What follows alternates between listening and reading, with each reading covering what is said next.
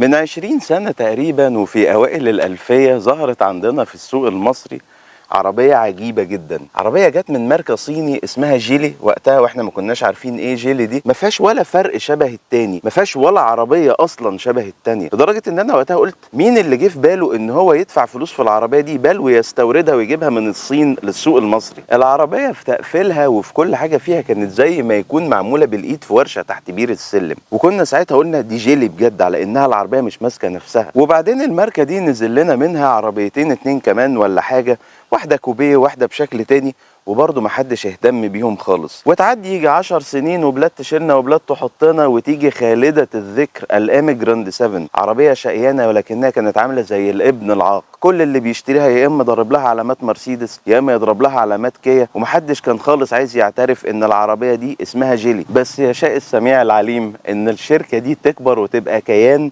من اكبر الكيانات الاقتصادية في عالم السيارات حاليا، وتتطور جدا. عارفين الاغنية بتاعت started from the bottom now we're here؟ لما تشوف الجيلي الفروتا اللي نزلت من يجي 20 سنة وتبص على الستار راي سيارة التجربة اللي معانا النهاردة، هتقول ان فعلا الزمن ياما بيغير. والشركة دي قدرت انها تشتري شركات عريقة وتستفيد منها جدا. يعني من ضمن الاسماء اللي تحتها من الشركات القديمة فولفو ولوتس على سبيل المثال، ومن الشركات الحديثة فهم بيمتلكوا بولستار، لينك اند كو، وكمان بيمتلكوا زيكر، ضمن مجموعة اقتصادية بتنمو نمو مرعب في الصين وفي العالم. فليديز اند جنتلمان، خلونا نرحب مع بعض بالجيلي الستار راي اللي وكيلها ابو غالي وفرها لي لتجربة تفصيلية لمدة كذا يوم. وتعالوا مع بعض نقيم العربية وناخدها حتة حتة كده ونشوف هل فعلا العربية دي منظر على الفاضي، لان زي ما انتم شايفين منظرها وحركاتها كتير، ولا عربية حلوة بجد.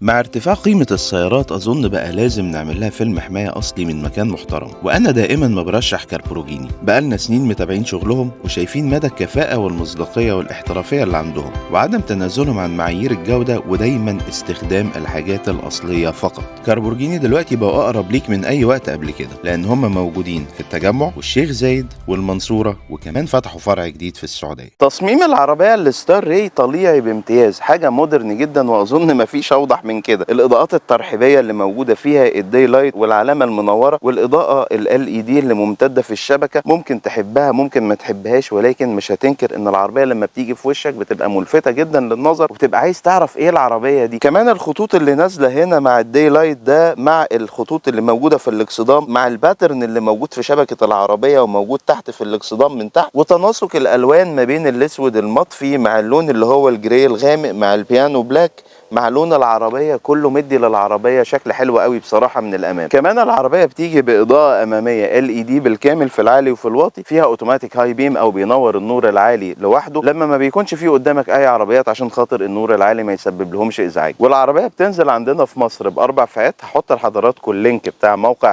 هتلاقي عليه اسعار الاربع فئات والمواصفات التفصيليه بتاعتهم. لو انت عايز تعرف الاسعار مني فممكن تتفرج لحد اخر الفيديو، لان انا هقولهم في التقييم النهائي للسياره. العربيه من الجنب برضو ليها حضور مميز، خصوصا مع الطول 467 سم، ارتفاعها 170 ونص، العرض بتاعها 190 من غير المرايات، كمان قاعدة العجلات 278 سم فموفرة رحابة. العربية بتنزل بجنوط 20 في النسخة اللي معانا، المقاس بتاعها 245 على 45 20. جانب الإطار ممكن يكون منخفض شوية، وكان فعلا مسبب لي قلق ان العربية ممكن تكون ما بتوفرش الراحة المناسبة، ولكن العربية الحقيقة مع جهاز تعليقها الحلو قوي كانت موفرة لي راحة مناسبة، وبتوفر راحة تعليق وثبات واتزان متميزين جدا في كافة ظروف القيادة، وهتشوفوا ده بالتفصيل في اختبار القيادة. مرايات العربية والفريم اللي حوالين النوافذ بيجي باللون الاسود البيانو بلاك.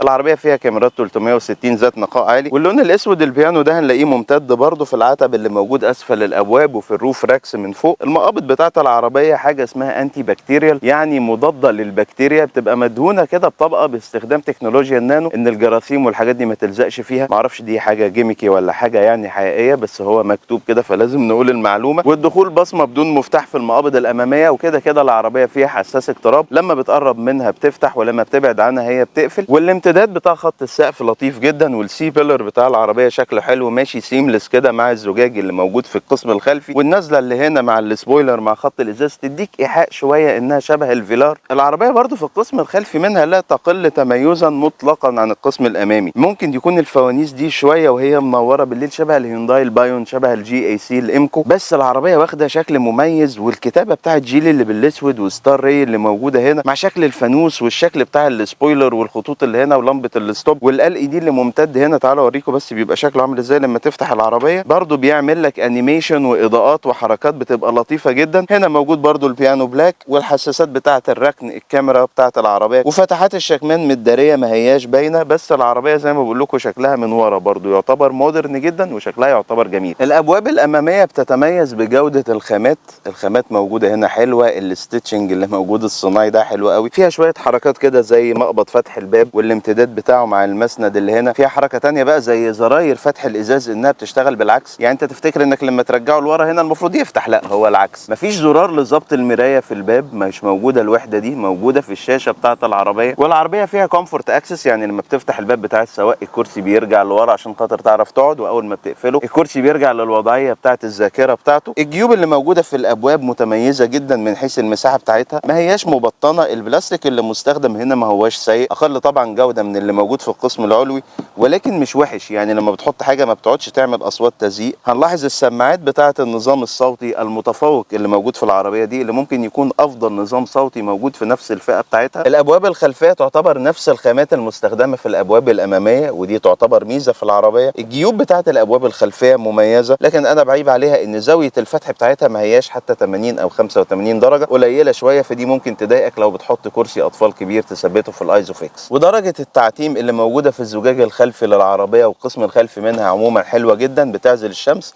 والازاز بيفتح لحد الاخر، فالاطفال او الناس اللي هتبقى قاعده ورا هتبقى قاعده مبسوطه جدا. شنطه الستار ري تعتبر كبيره، حجمها 650 لتر، هي بتفتح كهرباء، كنبه بتنزل بمقدار التلت والتلتين، لو نزلت نزول كامل بتبقى 1610 لتر. كمان عندك تحت ارضيه الشنطه في الاستبن الموفر للمساحه، وحواليه في اماكن كتيره للتخزين، وهنلاقي في الشنطه اماكن لتعليق الشنط، وموجوده فيها برضو الساب ووفر بتاع النظام الصوتي المتفوق اللي موجود في العربيه. الكراسي الاماميه في الستار ري يعتبر تصميمها مميز، بتوفر تصميم رياضي نسبيا، الاجناب بتاعته مرتفع عشان تمسكك في الملفات، وفي نفس الوقت التنجيد بتاعه حلو جدا. الكراسي بتيجي في الفئه اللي معانا كهرباء، 6 اتجاهات لكرسي السائق و4 اتجاهات لكرسي الراكب الامامي. كمان عندك تدعيم للقطنيه وتدعيم للمنطقه اسفل الفخذ، في امتداد بيحصل في الكرسي، وبيبقى فيه ذاكره للكرسي بتاع السائق، لما بتظبطه بيطلع لك هنا كلمه سيف، بتقوم دايس عليها بيظبط الوضعيه بتاعه الجلوس بتاعتك. كمان الكراسي الاماميه مميزه ان فيها المساند دي، المساند دي فيها نظام صوتي، يعني ممتده ومتصله بالنظام الانفينيتي اللي موجود في العربيه، ممكن تخلي المكالمه بتاعه التليفون تيجي لك على المسند بتاعك. كمان ممكن تشغل الاغاني او الميديا على المسند بتاعك، بس لو مثلا معاك الاولاد نايمين او لاي ظرف كان. وبالنسبه للدركسيون فهو برضو حاجه مميزه في العربيه دي، هو برضو معالج بنفس الطريقه بتاعه المقابض اللي هي موضوع الانتي بكتيريال ده. التصميم بتاع الدركسيون حلو قوي، الدي كات اللي موجوده تحت مدياله شكل رياضي، كمان الخامات المستخدمه والالوان بتاعته مدياله شكل حلو من وجهه نظري وراقي، ويدي لك احساس ان هي حاجه فخمه. والحقيقه ان هو كمان مع شكله الحلو قوي ده هو بيوفر تجربه توجيه متميزه. ودركسيون العربيه تلسكوبيك، يعني ممكن تظبطه لقدام ولورا، بالاضافه طبعا للظبط لفوق وتحت عشان توصل لافضل وضعيه جلوس ورؤيه ممكنه ليه. هو متعدد الوظائف، الجزء اليمين منه للتحكم في الميديا وللتحكم في شاشه معلومات بسيطه موجوده على التابلو قدامك، والجزء الشمال للتحكم في مثبت السرعه التفاعلي. وعندك زرار هنا ستار باتون، انت بتحط له فانكشن بتظبطها عليه. انا ظبطه ان هو يفتح لي المنيو بتاعه ظبط المرايات الجانبيه بدل ما اجيبها من الشاشه. وبعدين لوحه العدادات اللي موجوده قدامك مقاس 10.2 بوصه، بتطلع لك السرعه والار بي ام، ولو انت مشغل الكو بايلوت اللي بيساعدك اثناء السير وانت ماشي بقى كمان هنا بتبقى رسمه لك الحارات اللي موجوده قدامك والكلام ده كله، ومبينه لك لو في اي عوائق، ولو مشغل مثبت السرعه التفاعلي بتتفاعل معاك، وبتبين لك جرافيكس لكل العربيات في الجزء الوسطي منها. والجزء اليمين فيه منيو بسيطه كده انت بتتحكم فيها، يا اما الراديو يا اما التليفون يا اما ظبط الهيد اب ديسبلاي اللي موجود في العربيه. والجزء الشمال منها بتجيب لك الكمبيوتر بتاع الرحلات، او لو في كاوتش الهواء بتاعه ناقص، بحيث انها تبقى مبينه لك برده شويه انفورميشن عن العربيه. والخامات المستخدمه اعلى التابلو تعتبر مميزه جدا، سواء الجزء البلاستيك البيانو بلاك ده برده الخامه بتاعته كويسه، وهنا موجود سويد او الكانتارا. هنا الجزء بتاع الهيد اب ديسبلاي اللي بيعرض لك البيانات على الازاز اللي قدامك عن طريق بروجيكتور موجود هنا تحت. النقاء النقاء بتاعه عالي ومميز، وكمان العربيه بتعرض لك السرعه، بتعرض لك الاتجاهات، وبتقرا لك الاشارات بتاعه المرور ترافيك ساين ريكوجنيشن، ولو في تحذير او اي حاجه انها تقول لك احتفظ بمسافه امنه، كل الكلام ده بيطلع لك على الهيد اب ديسبلاي. الجزء الواسع او الكبير من التابلو هنا برضو البلاستيك اللي مستخدم فيه يعتبر لين، فالخامات اعلى التابلو حلوه جدا. والحته اللي هنا الفريم الاسود ده بيبقى فيه الامبيانت لايت، وبيتفاعل بقى مع المزيكا، بيتفاعل مع تعلية التكييف وتوطيطه. كل الحاجات دي بتعمل لك هنا زي لايت سيستم، وهنا لوحه ترحيبيه وتكتب لك هاي وتعمل لك انيميشنز. يعني انت العربيه بصراحه مش حرماك من حاجه. واستكمالا بقى للجيمكس اللي موجوده في العربيه او الحداثه اللي بزياده، هنلاقي فتحات التكييف مخفيه كده هنا وليها تصميم مختلف، شكلها طبعا جميل وحديث، ولكن انا كنت احب ان تبقى فتحه التكييف اكبر من كده يعني شويه. برضو عامل لك شماسه فيها اختراع كده ان فيها من تحت حته شفافه، والنقاء بتاعها عالي عشان ممكن تستخدمها كنضاره. الجزء اللي هو بيفتح فتحه السقف البانوراما والاضاءه برضو شكله جميل جدا. وبعد ده كله تلاقيه عامل لك مرايه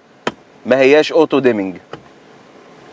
ليه كده يا بسيوني؟ ده انا اتغيرت عشانك. كل اللي انت عامله ده ومرايه عاديه، فما اعتقدش يعني في كم المصاريف والكهارب والانوار والحركات اللي احنا عملناها دي كانت هتفرق ولا ايه؟ وبعدين نيجي بقى للشاشه الرئيسيه بتاعه النظام المعلوماتي والترفيهي، 13.2 بوصه على شكل تابلت كده زي ما حضراتكم شايفين. النقاء بتاعها يعتبر حلو، وتعتبر حساسيتها لللمس برضو مميزه، ولكن ما بتديش هابتك فيدباك. فيها الظبط بتاع العربيه كله. العربيه انت بتتحكم في حاجات كتير قوي فيها، بقى اللغه والنظام والتاريخ والاضاءه الداخليه والخارجيه وانوار الترحيب، الساوند تتحكم بقى يطلع من هنا يطلع من هنا، ان العربيه تفتح لما تقرب لها وتقفل لما تبعد عنها. كمان عندك ميزه انك بتقفل الانجن ستارت ستوب من هنا وما بيفتحش تاني الا لما انت اللي تشغله، ودي حاجه كويسه بدل العربيات التانيه اللي كل ما بتبطل العربيه وبتدورها تضطر ان انت تفصل النظام. عايز تفصل الاي اس سي من هنا، الاوتوماتيك باركنج افتر انجن، الاوتو هولد كمان من هنا، كمان التكييف والتبريد بتاع الكراسي برضو التحكم بتاعه موجود من الشاشه. دي كانت حاجه برضو مش عمليه قوي، كنت اتمنى ان يكون على الاقل في زرار للتشغيل اون واوف موجود بره الشاشه، لان احيانا الشاشه دي بتقعد من 30 ل 40 ثانيه لما بتقوم لما بتيجي تدور العربيه الصبح. ولكن انت ممكن ان انت تستعيد عن الموضوع ده بانك بتدور العربيه، بتدورها عن بعد عن طريق المفتاح قبل ما تنزل، ممكن ب 10 دقائق ولا حاجه بتكون مشغله لك التكييف ومظبطه لك الدنيا كلها. العربيه فيها كاميرات 360 عاليه النقاء، ممكن تتحكم فيها كده ان انت تلف العربيه وتبقى مبينه لك كل حاجه. كمان لو انت مش عايز المنظر ده وعايز تجيب الكاميرات العاديه، بتجيب لك ظهر العربيه وقدام ورا. لو عايز تلغي ده تجيب لك الصوره اللي هي الطبيعيه اهي. ولما بتيجي تركن بتكتب لك برضو بينك وبين العربيه اللي قدامك كام سنتيمتر، فدي برضو من المميزات الحلوه. كذلك العربيه فيها الابل كار بلاي والاندرويد اوتو، المفترض ان هم بيشتغلوا وايرلس، وفي ابلكيشن كده تبع جيلي اسمه اوتو دو، انا نزلته برضو اجربه. بيجيب لك حاجات عن العربيه، يقول لك الرينج اللي باقي فيها قد ايه، يجيب لك ضغط الهواء في الاطارات، الكلام ده كله بيبقى موجود على موبايلك زي ما حضراتكم شايفين على الشاشه. وتحت الشاشه هنلاقي مكان كبير بيشيل الموبايلات وموجود فيه الشاحن اللاسلكي، وهنلاقي تحتها هنا في مكان تخزين عميق تحت الكونسول،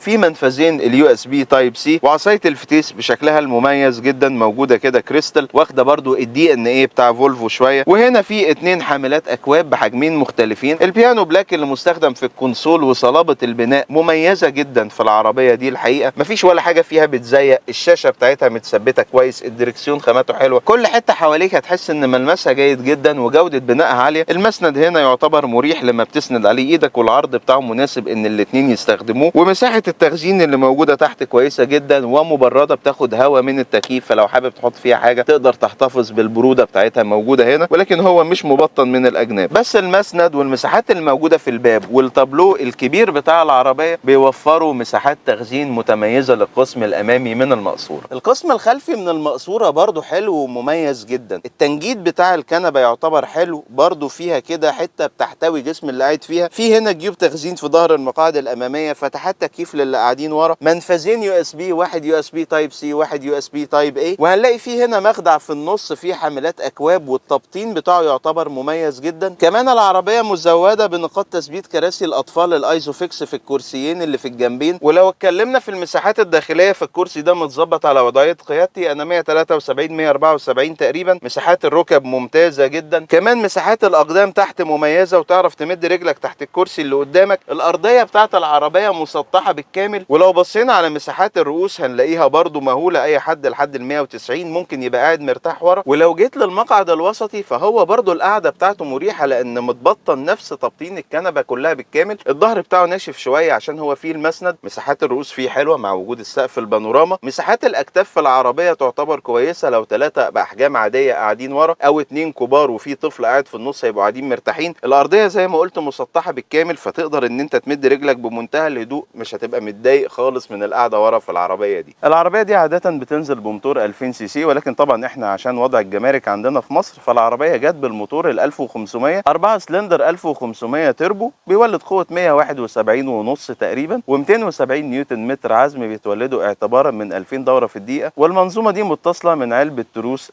ثنائي القابض او دول كلاتش من 7 سرعات. مستوى الخامات والتقفيل داخل الانجن بي محترم جدا. العربيه فيها اماكن كتير للعزل الحراري عشان تعزل حراره المحرك، وكمان تعزل صوت المحرك عن المقصوره. هنلاقي برضو موجود عزل حراري في الكبوت. يمكن النقطه الوحيده اللي انا بنتقدها في عربيات بهذا السعر ان الاقيها نازله بسترات او عصايه لتثبيت الكبوت بدل ما تبقى نازله بمساعد او مساعدين غاز. وضعيه الجلوس في العربيه الجيلي الستار ري تعتبر كويسه جدا. مساحات الرؤيه حواليك في جميع الاجناب مميزه للغايه. الزجاج الخلفي مساحه الرؤيه فيه تقدر تقول انها جيده جدا. ويلا نشوف الاول الاداء بتاع العربيه عامل ازاي. المفروض العربيه بتجيب من 0 ل 100 في 7 ثواني و9 من 10. انا شايفه رقم متفائل شويه، بس عموما خلينا نجرب. احنا معانا الدراجي، جبنا العربيه على السبورت مود، فصلنا الاي اس سي بتاعها، ويلا بينا توكلنا على الله. انا ما اديتهاش بوست، ورغم كده هي فركت، ففي تورك موجود في العربيه.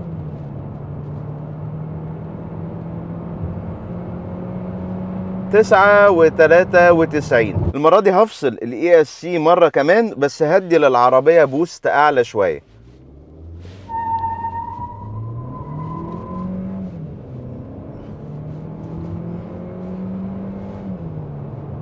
يلا بقى 9 برضو 94. خلاص انا قلت لكم هو رقم متفائل. انا طبعا شغلت التكييف ورجعتها على الكومفورت مود. العربيه فيها 4 انماط قياده. فيها نمط ذكي بيختار هو يبدل ما بين ال3 انماط التانيين، اللي هو الايكو الاقتصادي والكومفورت اللي هو المريح والسبورت. هي عموما باي ديفولت بتبقى موجوده على الكومفورت، فانا ماشي بيه دلوقتي لان هو ده اللي انت هتمشي فيه في معظم الوقت. فخلينا نشوف الثبات في المنحنيات عامل ازاي. بس هي العربيه عموما ثابته، يعني الفتره اللي انا جربت فيها العربيه كانت ثابته زي ما انتم شايفينها داخل الملف على 85. بقينا دلوقتي 88 90. شويه اندر ستير بسيط قوي حصل لما دوست بنزين، ولكن مع الدوسه المظبوطه العربيه ما خرجتش من خط سيرها. برضو للعلم عشان حضراتكم تبقوا فاهمين، العربيه ليها ظبطتين كاوتش. ظبطه لو انت هتبقى محمل فيها ركاب وناس كتير، او اللي احنا بنسميها الظبطه الاقتصاديه، بتبقى نافخ الكاوتش بزياده، بيبقى منفوخ على 38. وفي الظبطه الثانيه المريحه على 33. انا جربت دي وجربت دي. انا حاليا على ال 33. ال 33 بتوفر راحه جلوس افضل، ولكن الثانيه بتوفر ميل جسم اقل، وبتوفر ثبات اعلى في المنحنيات اللي زي دي نسبيا. انا حسيت ان انا مش محتاج النفخه الزياده دي، في مقابل ان الراحه اللي بتوفرها العربيه تعتبر افضل، وكمان الميل بتاع الجسم عادي انا مسيطر عليه وشايف العربيه ماشيه ازاي. بس زي ما انتم شايفين العربيه ثابته جدا في الملفات. جهاز التوجيه اللي في العربيه عاجبني جدا بصراحه. دقيق، بينقل لك كل الاحساس المطلوب من المحور الامامي. انت حاسس بالكاوتش بتاع العربيه بيعمل ايه بالظبط. لو في اي حاجه بتروح كده او بتروح كده انت بتحسها على طول فورا. وده هيجرني للكلام على جهاز التعليق المزوده بيه عربيه التجربه. الستار راي بتيجي بتعليق مستقل، قوائم ماكفيرسون في الامام، وتعليق متعدد الوصلات في الخلف. انا عاجبني بصراحه التماسك اللي بتوفره العربية هايل، اعلى من كل العربيات اللي كانت معاها في نفس الفئة السعرية وفي نفس الفئة الحجمية دي، بعيدا طبعا عن الحاجات المتفوقة قوي الاوروبية الصنع. تعالوا احنا دلوقتي بنشوف الارتقاء على الكومفورت مود والتكييف شغال.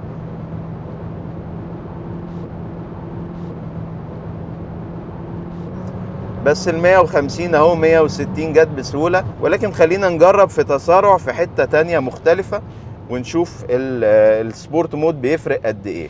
تماسك العربيه برضو حلو قوي اهو في الملفات. الاندر ستير اللي حصل معقول ويتم السيطره عليه بسهوله. تعالوا بقى نشوف الارتقاء، وممكن نفصل كمان التكييف عشان خاطر نديها فرصتها كاملة ونشوف الاكسلريشن هيوصل لحد فين.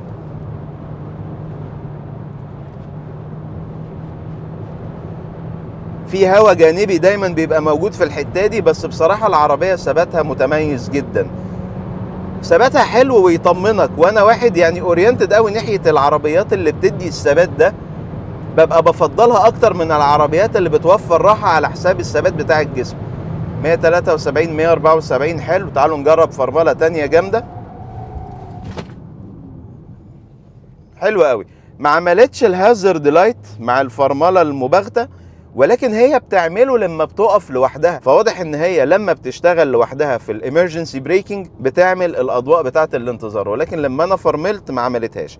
ممكن تعملها لما نكون هنقف توقف كامل، الله اعلم. السبورت مود بيحسن من التجاوب بتاع دواسة البنزين، وبيخلي الموتور حاضر اكتر، ما بيفقدش العزم. لما بتشيل رجلك من على البنزين بيحتفظ بدورات محرك اعلى، تقريبا 500 600 ار بي ام زياده عن الوضع الطبيعي بتاعه. الفتيس اللي هنا دول كلاتش، عاجبني بصراحه اداؤه في مختلف ظروف القياده، ما كانش ليا عليه اي تحفظات. بيجمع بسرعه، ما بيلخبطش معاك في جوه الزحمه بتاعه المدينه. عايز تتسارع على طول بتلاقي العربيه حاضره تحت رجلك. تعالوا نشوف هنا مثلا، احنا نزلنا لحد 110 اهو، مطلع لي يعني علامه كده، خلي بالي عشان العربيات اللي قدامي. مفيش حد طبعا بيفتح الشمال، اللي واخد الشمال كأنه شاريه واخده ايجار جديد. فخلينا يلا نجرب ونشوف الحته بتاعت مطب الهواء بتاعنا المعتاده، ونشوف السسبنشن الجميل اللي موجود في العربيه دي هيتعامل معاه ازاي. 163 اهو، 170. المطب بتاع الهواء هنا غالبا على اليمين شويه، او اهو ولا حاجه خالص بصراحه. يعني انا عجباني تجربة القيادة اللي بتقدمها الجيل الستار راي، ومن وجهة نظري هي تعتبر من اهم مميزات العربية دي اللي ممكن تخليك تختارها على حساب عربيات تانية موجودة معاها في نفس الفئة، وقد يكون موجود منها عربيات ماشية قدامنا بس ما تقولوش لحد عشان بيزعلوا. العزل الصوتي بتاع العربية من وجهة نظري يعتبر متوسط، واللي بيخليني اقيمه كده هو العزل الارضي بتاع العربية. مستوى العزل الارضي فيها يعتبر دون المتوسط. مستوى العزل الهوائي بتاع العربية بيعتبر جيد، ولكن في الاخر انت برضو بتسمع صوت هواء وصوت دوشة جاية لك من الطريق، خصوصا مع الاطارات الكبيره اللي موجوده دي. معدل استهلاك الوقود في العربيه في القياده العاديه الطبيعيه اللي هو بتجري شويه وتهدي شويه كان بيعمل في حدود 8.4 8.5 لتر لكل 100 كيلو متر. اليوم بتاع الاختبار بتاع التجربه بتاعه العربيه، عشان كنت بقف كتير مشغل التكييف وبعمل الكاميرات، والفتره اللي جريت فيها وبجرب العربيه على سرعات عاليه، المعدل وصل ل 10 و10 من 10 ونص، وده يعتبر معدل استهلاك معقول جدا وكويس جدا، قياسا ان احنا نادرا ما بنلاقي عربيه صيني بتعمل معدلات الاستهلاك ده. وحتى مع المنافسين الكوريين زي التورس على سبيل المثال، كان المعدل الطبيعي بتاعها برضو اعلى من المعدل ده بشويه. بالنسبه لمواصفات الامان، فنقدر نقول ان جيلي فعلا استفادت من المعلم الاول فولفو بعد ما اشتروها. النسخ الاعلى من ستار راي بتيجي ب6 اير باجز. العربيات كلها بتنزل باي اس بي او جهاز التحكم في الثبات الالكتروني للجسم. كمان العربيات فيها منع انغلاق للمكابح، فيها توزيع الكتروني لقوه الكبح على العجلات الاربعه، فيهم تراكشن كنترول، فيهم جهاز لمراقبه ضغط الهواء في الاطارات، والنسخه اللي معاها فيها انتي رولينج بروجرام، فيها نظام البقاء في الحاره المروريه، فيها مثبت سرعه تفاعلي، فيها الجهاز اللي هو بيوقف العربيه في حالات الطوارئ الكبح المفاجئ، فيها برضو جهاز بيستشعر لو حد من المشاة طلع قدامك فجاه العربيه بتقف، فيها امكانيه التعرف على اللوحات المروريه وبتكتبها لك هنا وبتنبهك لو زودت عن السرعه، وطول ما انت ماشي بقى تنبيهات احتفظ بمسافه امنه بينك وبين اللي قدامك. الهيد اب ديسبلاي اللي قدامك برضو نقي جدا ومحترم جدا، وبيطلع لك الاشارات وبيطلع لك علامات المرور عليه. طيب حكمنا النهائي ايه على العربيه الستار راي ام 1,930,000 دي؟ العربيه حلوه جدا، وانا متفق معاك ان سعرها عالي، وانا شخصيا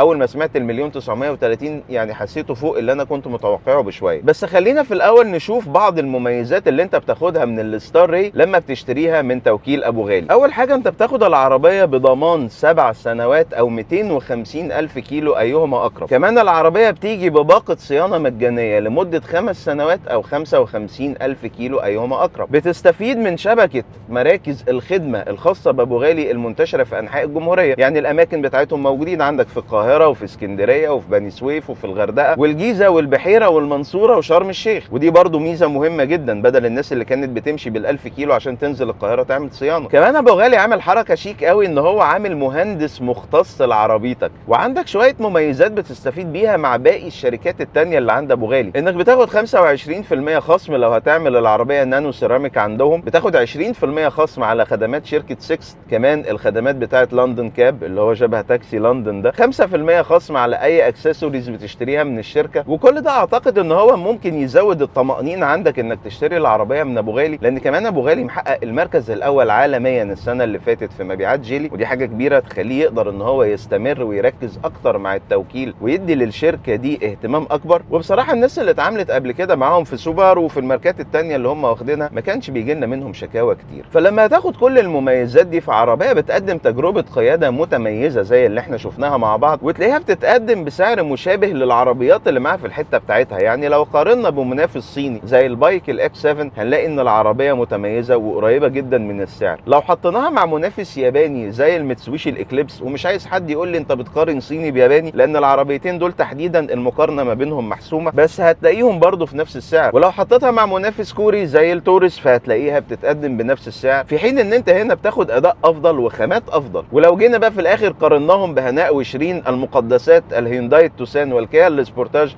هنلاقي انها بتتقدم بسعر اقل منهم بربع مليون جنيه تقريبا، مع ان العربيه دي خاضعه لشريحه جمارك 67% والعربيتين التانيين بيدفعوا 19% لان هم متجمعين ومتصنعين في اوروبا. وعيوب العربيه بالنسبه لي كانت حاجات تعتبر، يعني انا شخصيا يمكن انا اولد فاشن شويه، فانا ما حبيتش الحاجات الجيميكي بالزياده اللي موجوده فيها او حسيتها مش عمليه بالقدر الكافي. ولكن ممكن شاب صغير او حد اصغر مني او حد انتو تكنولوجي اكتر مني تبقى بالنسبه له الحاجات دي هي سبب الشراء الاساسي للعربيه دي. كمان العزل الصوتي بتاع العربيه كنت عايزه يكون افضل من كده شويه، خصوصا مع جوده البناء والخامات الظاهره في العربيه دي. والنقطه الاخيره هي برضو مرتبطه بالنقطه الاولانيه، هي المبالغه في الحداثه. فتحات التكييف اللي اماكنها مختلفه، الزراير بتاعه فتح وقفل الشبابيك المختلفه، ظبطه المرايه اللي موجوده في الشاشه غلبتني عشان اعرف الاقيها، الكهارب الزياده شويه من وجهه نظري والذوق الشخصي، يعني كم الاضاءات اللي بتقعد تنور في شبكه العربيه. ولكن ده يمكن بالنسبه لذوقي انا الشخصي، لان انا برضو يعتبر شخصيه متحفظه الى حد ما، وما يغركوش البرتقاني اللي انا لابسه لان دي بتبقى حاله طارئه كده كل فين وفين. وفي المقابل انت واخد كل المميزات التانية اللي قلناها مع شكل طبيعي مميز جدا وملفت للنظر جدا. بس في الاول وفي الاخر زي ما كل مره بنقول، هي مساله اولويات،